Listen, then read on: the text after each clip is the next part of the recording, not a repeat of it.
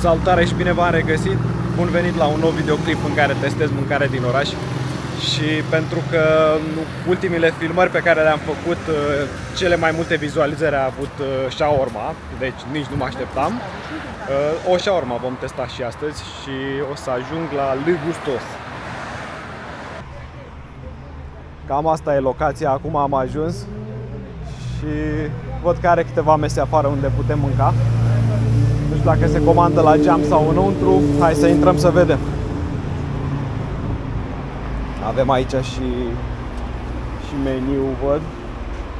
Cred că voi alege o shawarma mare, pentru că nu e așa mare diferență, 21 de lei sau 24 de lei. O să aleg o shawarma mare direct.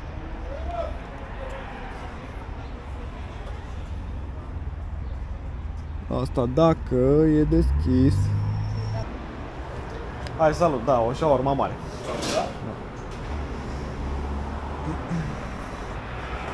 Ai fost la Mega Image, la un magazin? Cu o colegă, deci. Da, vezi că ți-a intrat și o comandă, a sunat tableta aia de a nebunit.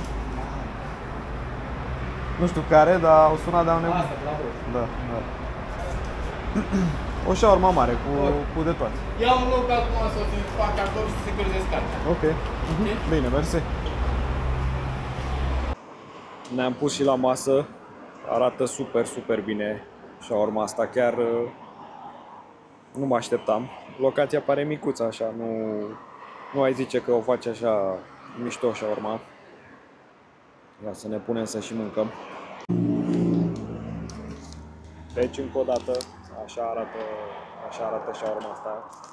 Pare super, super mișto. Când am ajuns aici, cred că am așteptat vreun sfert de oră, am avut un pic de ghinion, a avut băiatul un pic de treabă. Deci aia se mai întâmplă. Și hai să începem să o mâncăm, să vedem cum este. Văd că are și murați, are și proaspeți, roșii. E cald așa, se vede că e proaspătă. Chiar sunt curios de gust să vedem cum este.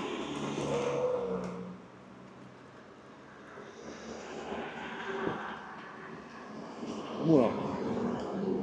Bună, îmi place!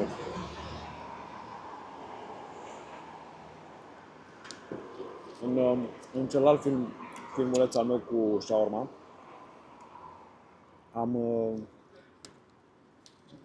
m-am plâns mai mult de faptul că ingredientele nu sunt la fel de bine amestecate, să zic așa, nu sunt la fel de bine puse în shawarma. În situația de față nu este. Se simte maioneza. Mie mi-ar plăcea, sincer, să fie cu un pic mai multă maioneză cu usturoi, dar aia e.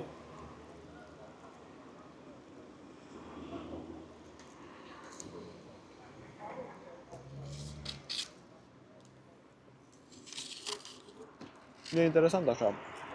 Pare ca o shawarma făcută de casă. N-am mai simțit gustul. E impresionant totuși cum toate shawarmele pot fi diferite, deși sunt aceleași ingrediente, dar fiecare o face în stilul lui și clar are gustul diferit.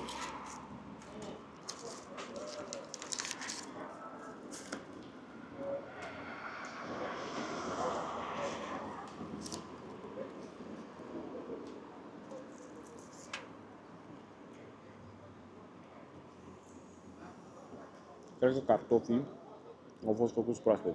Apreciez chestia asta. Deși frig un pic, e ok să fie proaspăt.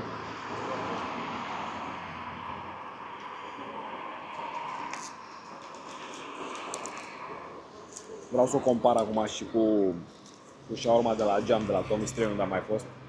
Nu e la fel de mare, deci e același preț, dar nu e la fel de mare, adică să zic un 70% din dimensiunea celelalte. Foarte satură. Aia de la geam te cam chinui, te cam baci cu ea, dar de știut, e o idee mai mică. Aici cred că shawarma mare E cum e acolo shawarma mică, să zic. În schimb, cred că dacă n-ai fi avut ghinionul cum am venit eu și a durat un pic pentru că nu era băiatul în momentul respectiv, cred că e o locație așa mai retrasă, poți să vii mănânci direct, nu sunt probleme să aștepți să... De regulă acolo, în partea cealaltă, când te duci, e și o coadă foarte mare. Riști să stai, am văzut coadă și de 12 persoane acolo.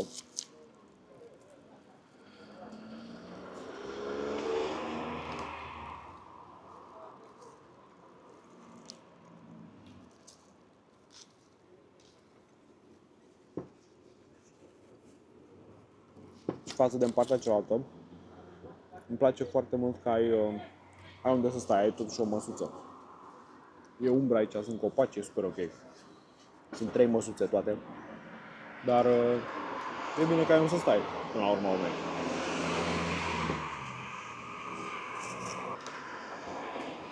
Un alt lucru pe care l-am observat, nu știu, poate așa am nimerit, poate nu, poate așa o fac în mod normal, dar carnea e mai îmbărunțită. Sunt multe shawarmenii în care spun aproape bucăți de carne.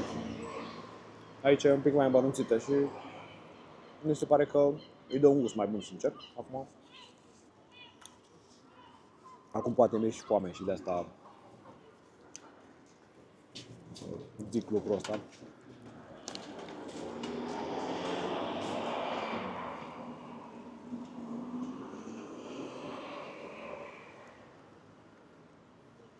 Dar ajută foarte mult la locație să ai câteva măsuțe totuși, să stai la masă, să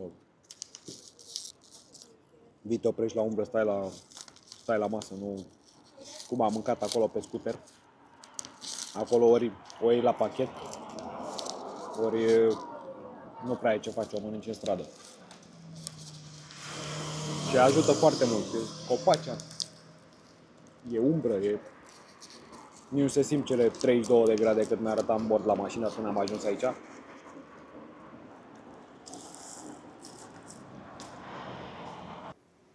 L-am rugat pe băiat să-mi dea un ketchup. Trebuia să zic dinainte, dar n-am fost pe fază să-mi pună un pic mai multe sosuri în shawarma, că așa o prefer, mi se pare mai gustoasă.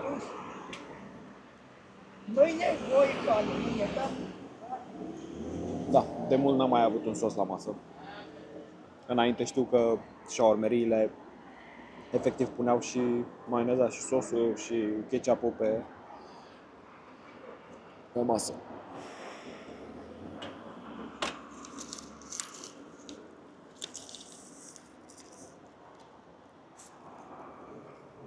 Da, altceva. Mereu mai mult sos nu strică. Deci, per total, e o shawarma ok. Se simte cum ar fi o shawarma de casă făcută. Apreciez că e carne amănunțită și ingredientele sunt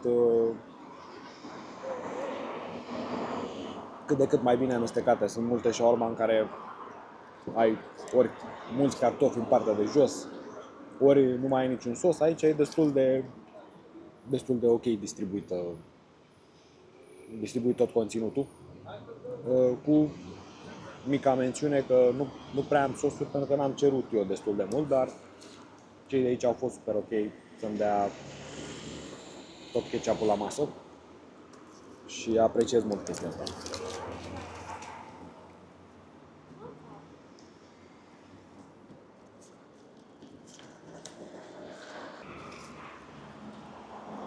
Degeaba m-am plâns eu până acum că shawarma asta ar fi mai mică ca în alte părți, dar mai am cam așa și sunt sătul, abia mai pot.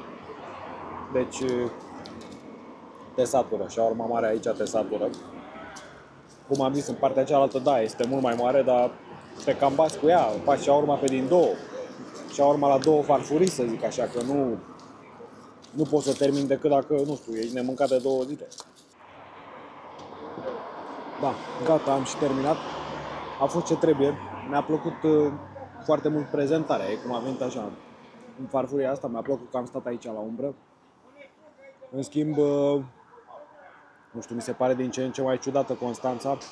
Nici în partea cealaltă unde am mâncat atunci pe trotuar, nici aici nu prea ai parte de liniște așa cu diferiți oameni care se plimbă pe stradă pe lângă tine, își cer una alta. Și fiind aici la trotuar, clar ai parte de ei, dar bun. Înapoi spre mașină.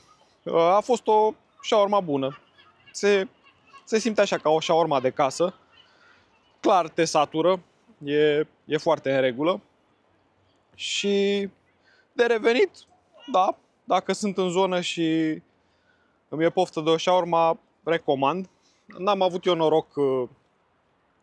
noroc atunci când am ajuns, că a avut băiatul un pic de treabă și nu era atunci în locație. Dar foarte amabil, mi-a plăcut foarte mult că mi-a dat sos la masă, chiar dacă uitasem eu înainte să-i zic. Și cam asta a fost.